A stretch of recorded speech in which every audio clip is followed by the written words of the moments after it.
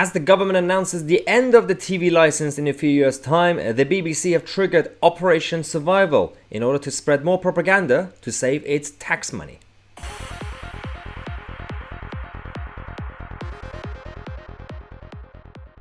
Talk about being desperate.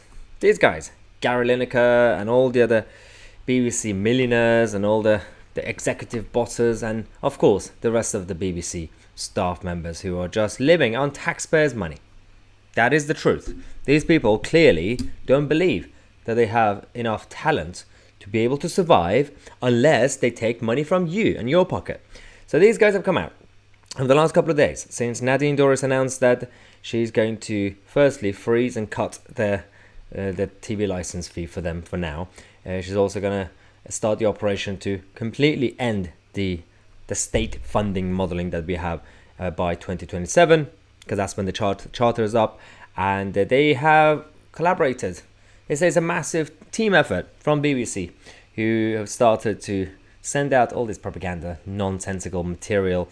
So Gary Lineker, firstly, Adil Ray, who has dealt with the BBC before, posted this nonsensical video from years ago, which was all the BBC presenters coming together to say why the BBC is so good. And then Gary Lineker said that, well, BBC is the best and it's respected and it's the envy of the world. Reminds you of anything? Oh yeah, the NHS. That's also the envy of the world. I don't understand why we have so many things that's the envy of the world, yet we're still behind the rest of the world. He says that it should be the most treasured of national treasures. Something true patriots of our country should be proud of. It should never be a voice for those in government, whoever is in power. I don't know what you're talking about. It's not the 1930s anymore.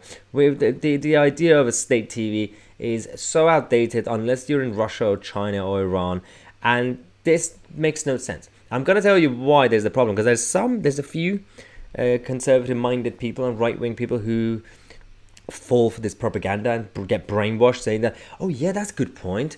Well, yeah, this is like UK PLC brand. You know, they represent us across the world and it's respected and it's got good content. No. Firstly, this is so wrong. Let's go to Dan Walker first, because I'm going to tell you why the whole thing is wrong. Dan Walker from BBC Breakfast said, I am well aware that the BBC makes mistakes. That's not my problem with the BBC, but okay. And needs to change. But the media landscape would be much poorer without socialism. Those three letters are trusted and respected around the world. Yeah, it's very respected in Palestine. It's very respected in Saudi Arabia. It's very respected in Iran, in North Korea. It's very respected in Cuba. It's also very respected in, to be fair, most countries. It's not respected. Stop it. The whole world still sees the BBC as the arm of the British state, which is not true. But they believe that it's a propaganda machine for the Queen and the Prime Minister. That's how the world sees the BBC. And but we know what the BBC is actually about. It's to be the anti-state for the sake of it and take money from taxpayers. Now, these guys. So this is the producer of a Newsnight saying that I'm going to remind you what you're getting for your BBC license fee. And then they list all these the logos of all the channels. Dan Walker did the same thing. 43p a day, blah blah blah. Well, Netflix is cheaper than that, so they also do documentaries.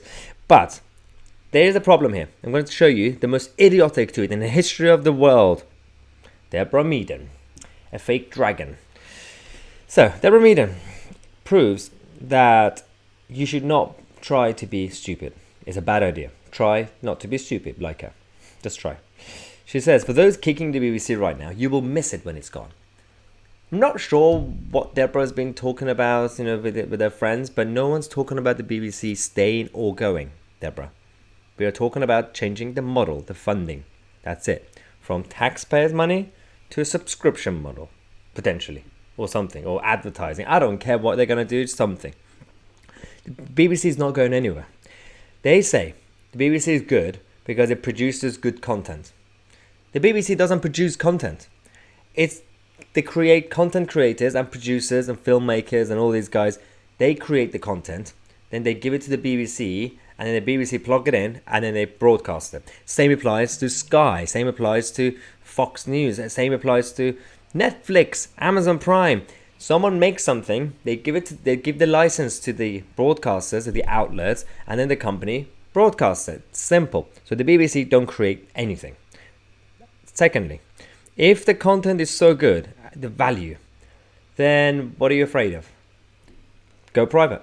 Become a subscription model. Do whatever, any other independent model. And if there's demand for it, market demand, then people will continue to watch it. If there's no demand, then it will collapse. You are a businesswoman, Deborah Meaden. You know how that works.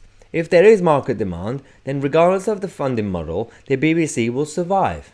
Stop lying to the public. This is socialism, it's hybrid socialism, because they hide behind the concept of compassion and respect, being respected around the world, and UK PLC. It's a lie. Everything is a lie, and they're all just spreading propaganda so that they could just survive and stay on their gravy train and just make content that nobody cares about. All these nonsensical channels and radio stations that they have, nobody listens, nobody watches them, and you're all going down. That's why we have more viewers than you guys. There's a reason for it. Netflix has got more viewers than you guys for a reason. Nobody watches you. You're outdated. Thanks guys for watching. We're going to come back. We're going to give you more updates throughout the whole day. I'm Tousi, and we are the media.